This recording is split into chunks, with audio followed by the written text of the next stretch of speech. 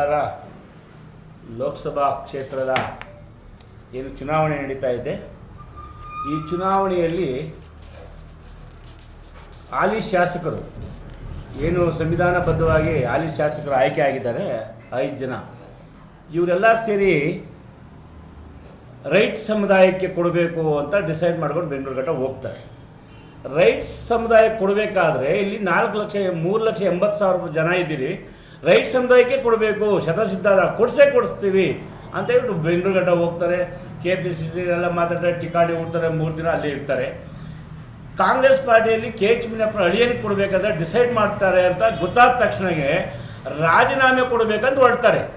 ರಾಜೀನಾಮೆ ಕೊಡುವಂಥ ಶಾಸಕರು ಯಾರ್ಯಾರಪ್ಪ ಅಂದರೆ ಕೋಲಾರ ಶಾಸಕರು ಕೊತ್ತೂರು ಮಂಜುನಾಥ್ ಅವರು, ಅನಿಲ್ ಅವರು ಮತ್ತು ನಜೀರ್ ಅಹಮದ್, ನಂಜೇಗೌಡರು ಹೊರಡ್ತಾರೆ. ರಾಜೀನಾಮೆ ಕೊಡ್ತೀವಿ, ನಾವು ಬಲಗೈ ಕೊಡಲೇಬೇಕು ಅಂತ MC ಸುಧಾಕರ್ ಮಂತ್ರಿಗಳು ಕೂಡ ಸೇರಿ ಇವತ್ತು ಬಲಗೈ ಸಮುದಾಯಕ್ಕೆ ಕೊಡಬೇಕಂತ ಅಂದರೆ ಆ ಏನಿದೆ ಅಂಶ ಅಂದ್ರೆ ಯಾರಿಗೂ ಅರ್ಥ ಮಾಡ್ಕೊಳ್ಳಿಲ್ಲ. ಇಲ್ಲಿ ಸುಮ್ಮನೆ ಬಲಗೈ ಸಮುದಾಯಕ್ಕೆ CM ಮುನಿಯಪ್ಪನವರು 76 ದಶಕದಿಂದ ದೇಶದ ಬೆಳೆ ಬಂದಂಥ ಒಳ್ಳೆ ವಿದ್ವಾಂತರು, ಒಳ್ಳೆ ಹೋರಾಟಗಾರರು, ಇವತ್ತು ಮುಖಂಡರು. ಅವ್ರು ಕೊಡಿಸ್ತೀವಿ ಅಂತ ಭಾಳ ಖುಷಿ ಆಯ್ತು ನನಗೆ.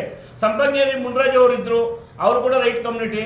ಆಮೇಲೆ ನಮ್ಮ ಇವರಿದ್ದರು, ಯಾರ್ಯಾರೋ ಇದ್ರು ಕೂಡ ಬಲಗೈ ಸಮುದಾಯ ಕೊಡಿಸ್ತೆ ಅಂತ ಹೋದ ಪುಣ್ಯಾತ್ಮರು ರಾಜೀನಾಮೆ ಕೊಡ್ತಾರೆ ಅಂತ ಹೇಳಿದವರು ಇವತ್ತು ಕೂಡ ಚತ್ತರ ಇರಲಿಲ್ಲ. KH ಮುನಿಯಪ್ಪ KCC ಅಧ್ಯಕ್ಷರ ಹತ್ರ ಹೇಳ್ತಾರಂತೆ, KH ಮುನಿಯಪ್ಪನ ಹೊರತುಪಡಿಸಿ ಯಾರು ಕೊಟ್ಟರು ನಾವು ಕೆಲಸ ಮಾಡ್ತೀವಿ ಅಂತ ಹೇಳಿದ ಮೇಲೆ ಬಲಗೈ ಸಮುದಾಯ ಇಲ್ಲ ಇತ್ತು ಸ್ವಾಮಿ. ನಾಚಿಕೆ ಆಗಲ್ಲ ನಿಮಗೆ? ಬಲಗೈ ಸಮುದಾಯದವ್ರು ಏನಾದರೂ ನಿಮ್ಗೆ ಅರ್ಜಿ ಕೊಟ್ಟಿದ್ರಾ ನಮಗೆ ಕೊಡಿ ಅಂತ? ಏನಿಲ್ವಲ್ಲ. ನೀವು ಲಕ್ಷ್ಮೀ ಬರ್ತದೆ ಅಂತ ಹೇಳಿಬಿಟ್ಟು ಮಾರಾಟಕ್ಕೆ ಇಟ್ಕೊಂಡು ನೀವು ಅಭಿವೃದ್ಧಿ ಕಡೆ ರಾಜೀನಾಮೆ ಕೊಡಲಿಲ್ಲ, ಜಾತಿ ಕದ್ದಾಗ ರಾಜೀನಾಮೆ ಕೊಡಲಿಲ್ಲ, ಇನ್ನೊಂದು ಎತ್ತಿನ ಹೊಳೆ ನೀರು ಬರಬೇಕಾದ್ರೆ ರಾಜೀನಾಮೆ ಕೊಡಲಿಲ್ಲ. ನೀವು ರಾಜಕೀಯ ತೆವಳಿಗಾಗಿ ಇವತ್ತು ಬಲಗೈ ಜನಾಂಗವನ್ನು ಗಾಳಿಗೆ ಬಿಟ್ಟು ಇವತ್ತು ಬೊಂಬೆ ಈ ನಾಟಕ ಆಡ್ತಾ ಇದ್ರಲ್ಲ, ಇದು ಎಷ್ಟು ಸರಿ? ನೀವೇನೋ ಸ್ಪಷ್ಟತೆ ಕೊಟ್ಟಿದ್ರಾ? ಯಾಕೆ ಬಲಗೈ ಸಮುದಾಯಕ್ಕೆ ಕೊಡೋಕ್ಕಾಗಲಿಲ್ಲ, ಯಾಕೆ ಕೊಟ್ಟಿಲ್ಲ ಅಂತ ಇವತ್ತು ಆ JDS ಪಕ್ಷದವರು ಅಂತ BJP ಅಷ್ಟೇ ಇವತ್ತು ಸಮೃದ್ಧಿ ಮಂಜುನಾಥ್ ಕೊಡ್ತೀನಿ ಅಂತ ಹೇಳಿದರು, ಅದು ಕೊಡಲಿಲ್ಲ. ನಿಸರ್ಗ ನಾರಾಯಣ ಸ್ವಾಮಿ ಕೊಡ್ತೀನಿ ಅಂದರು, ಅದು ಕೊಡಲಿಲ್ಲ. ಯಾಕೆ ನೀವು 90,000 ಜನ 95,000 ಇರೋ ಜನಾಂಗ ನೀವು ಕೈ ಹಿಡ್ಕೊಂಡು 3,80,000 ಇರೋ ಜನ ಯಾಕೆ ನೀವು ಕೈ ಬಿಟ್ರಿ? ಬೆಂಗಳೂರು ನಗರ ಘಟಕ ಅಧ್ಯಕ್ಷ ಬರಬೇಕಾಗಿತ್ತ ಇಲ್ಲಿಗೆ ಚುನಾವಣೆಗೆ ಕಾಂಗ್ರೆಸ್ ಪಾರ್ಟಿಯಿಂದ? ಯಾಕೆ ಜಯದೇವ್ ಇರಲಿಲ್ವಾ? ಬಂಗಾರಪೇಟೆ ರಾಮಚಂದ್ರಪ್ಪ ಇರಲಿಲ್ವಾ?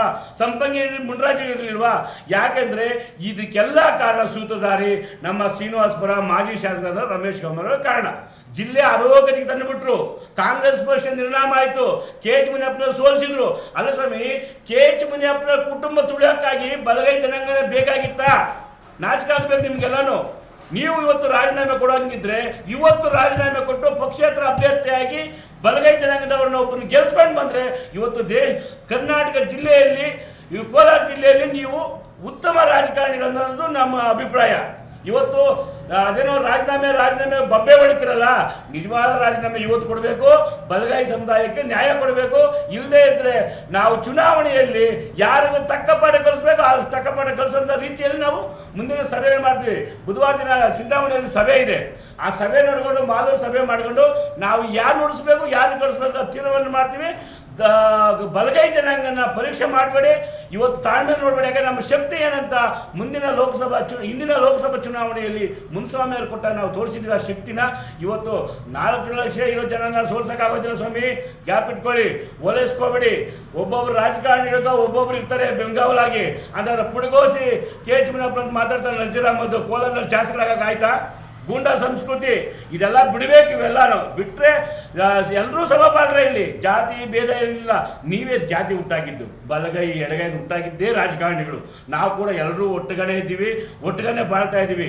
ಅದನ್ನು ಕೋಲಾರ ಜಿಲ್ಲೆಗೆ ನ್ಯಾಯ ಕೊಡಬೇಕಾದ್ರೆ ಇವತ್ತು ಬಲಗೈ ಸಮುದಾಯದ ಒಬ್ಬ ಅಭ್ಯರ್ಥಿನ ಪಕ್ಷೇತರವಾಗಿ ನಿಲ್ಲಿಸಿ ಗೆಲ್ಲಿಸೋಂಥ ಕೆಲಸ ಆಗಬೇಕಂತ ಹೇಳಿ ಈ ಕರ್ನಾಟಕ ದಲಿತ ಸಿಂಹಸೇನೆಯಿಂದ ನಾನು ಒಕ್ಕಲಿಂದ ಒತ್ತಾಯ ಮಾಡ್ತಾ ಇದ್ದೀನಿ.